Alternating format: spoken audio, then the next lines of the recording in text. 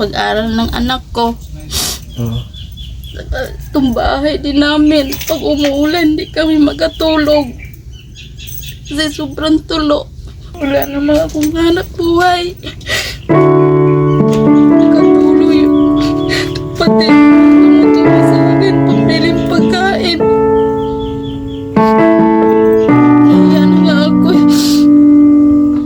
Dahil may asawa na din sila. So ngayon po mga kabinder, no, nandito tayo ngayon sa isa na namang matutulungan natin nga isa na namang kaawa-awang bahay, no, bahay ni ate, no. So na-scout din sa ating kasamahan dito sa Barangay Miligan. So yan, pinuntahan natin. Sana nandito doon. Ate, magandang araw po. So kumakain pala si ate, oh. So anong ulam, ate? Utan. So utan ang ulam ni ate. So yan. Ay, masarap yan, ate. Yung utan. So yan. Hilingi lang doon sa kapitbahay namin para may ulam kami. Uy, nanghingi kayo ng utan? Nanghingi pala si ate ng ulam, ha. Ulam sa kanyang kapitbahay. Yan. Sa inyo tong bahay na to, te? Sa bahay to ng papa mama ko dati. Tapos wala na sila, patay na. So napansin ko, ate, parang kulungan ng baboy, di ba? Hindi 'yun kulungan ng baboy dati. Kulungan to dati sa baboy. Ayun, pinagawa mo na lang ng bubungan. Ayun, mga bubong. So ito. Kulungan sa mga tao. Naghiwalay kami ng asawa ko dito.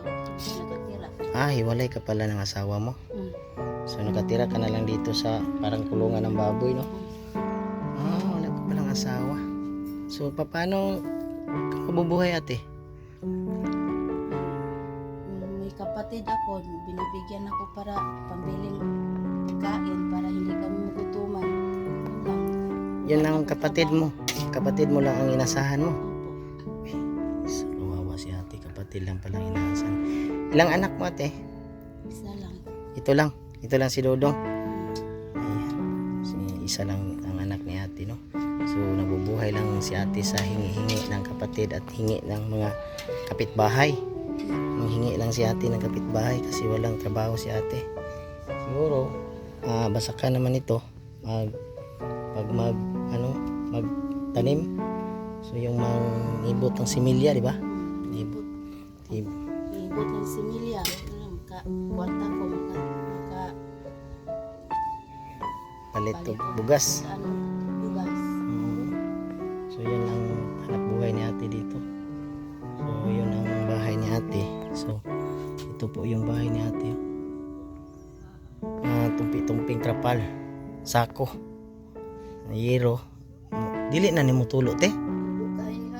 Tulo din, eh. Hadlok og sudlon ka diri og kwanti, no? Kay ang portahan ba, oh? Kabuk na.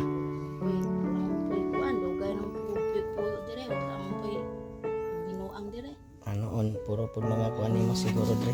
Mayroon po mga tao dre, no? So, te, may na may na dinig ako na hingi ka daw ng pang-enroll na sa narinig ko sa kapitbahay mo ba? Hingi ka daw ng yun kahapon. Hingi ka daw ng pang-enroll ng bata mo o sa anak mo. Hiram. So, nakahiram ka, ate? Nakahiram ako. Kano po? Magkano lang? 1,000. Nakahiram si ate ng 1,000 sa kapitbahay niya. Ay, kano-ano mo yung hiniraman mo, ate? Hindi po ano-ano. Hindi ka ano-ano ni ate. Nahiya talaga si ate. Umiyak. Kasi nahihirap. Sa hirap ng buhay, kahit yung anak isa, yan, wala naman siyang asawa. Loy, Tutoy, bakit umiyak ka ba? Umiyak ka, Tutoy? Hindi. Si ate, umiyak si ate. Nakahingi ng 1,000. Buti na lang, ate, nakahingi ka ng 1,000 sa kapitbahay mo. Ngayon ng Lunes umpisa yung Pasukan. wala pa akong gamit sa notebook Wala niya. pang gamit. Pambili mo yung ano mo, nahira mo. Nabili ng papel, notebook, yun, no? Kasi yung eskwelahan, wala namang bayad, di ba? Wala namang bayad ngayon. Wala namang bayad sa eskwelahan ngayon. Yun ang gamit. Gamit lang, at saka bag, ballpen, lapis, yan. Mga notebook, papel. So, Yung sobra sa tirang nahiram ko kahapon. Nabili ko ng bigas. bili ng bigas. Ayan, kawawa sa ate. So yun, no, sa may manumong kasing-kasing dyan, no. So si ate, karapat-dapat na matulungan, no. Kasi sila lang dalawa, yung kanyang anak, ko. Sila lang dalawa dito kasi wala na siyang asawa. Ayan. Huwag kang umiyak, ate. Laban lang sa buhay, di ba? Iyak lang ako din. Gipit talaga. Umiyak, so umiyak si ate sa gibit ng buhay. Ayan. So ate, manguhan ka, ate, basi na ay makatulong sa iyo ba? Tabang sa ba? Kasi Lunes pa naman, no? Lunes pa naman yung ano, pasukan sa yung anak. So baka may mga May notebook na ako. Nabili kahapon. may notebook na. Papel at saka ballpen. Yung kulang na lang sa kanya, bag at saka yung chinilas niya, naputol din kahapon chinilas niya. Hindi ko alam. Pag uwi ko na galing grabe. Putol na. Naputol. So wala pa lang chinilas. Wala pa lang chinilas si Dudong. Paano na mag-school? Parang chinilas. So hingi ka, ate, kasi may lumong kasing-kasing dyan na mga viewers natin. Hingi po ako ng tulong sa inyo. Konting tulong lang sa pag-aral ng anak ko. Itong bahay din namin, pag umuulan, hindi kami makatulog. Kasi sobrang tulo. Si ate. Wala naman akong hanap buhay. Nakatuloy. Pati ko lang tumutulong sa akin, pambiling pagkain.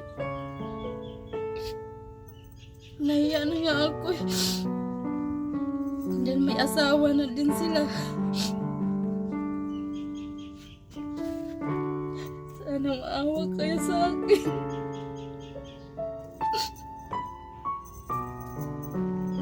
Salamat kayo ninyo. Naamong magkatabang lang ko. Sana kayo dininig ng Panginoon. Nagdasal ko na sana may taong magkakita sa akin, sa aking kahirapan, makatulong sa akin. Sana kayo na. Salamat.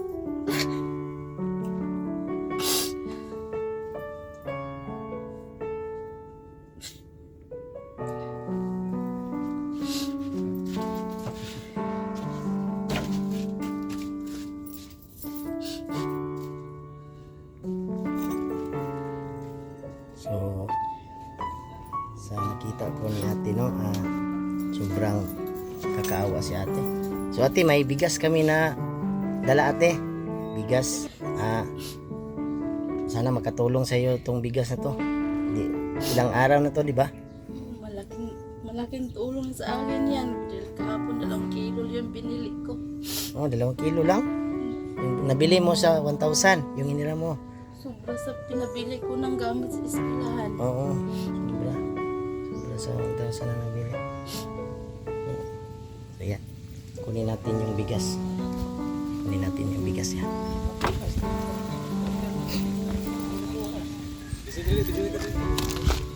Ayan. Ito. Bigyan natin ni ate. So yan, te. Sana makatulong sa inyo. Oh. Sa ngayon, ito lang, bigas lang namin mabigay sa inyo. Bilihan. 1 kilo ata to. Ayan. So maraming salamat, no, sa tulong niyo sa mga nagbigay ng bigas. Maraming salamat. At saka shoutout na rin sa aming kasamahan na si Mr. J, the PWD, Dol. Maraming salamat Dol sa iyo, Dol. At saka kay Ma'am Ate Nanshin. Ma'am, maraming salamat sa mga binigay mong tulong dito sa Mindanao. Maraming salamat. Yan, so parang nadala ako ni Ate, no? Sa hirap ng buhay, parang ako din, hirapan na din. Salamat Ate. Sa sinasabi mo. Maraming salamat Ate.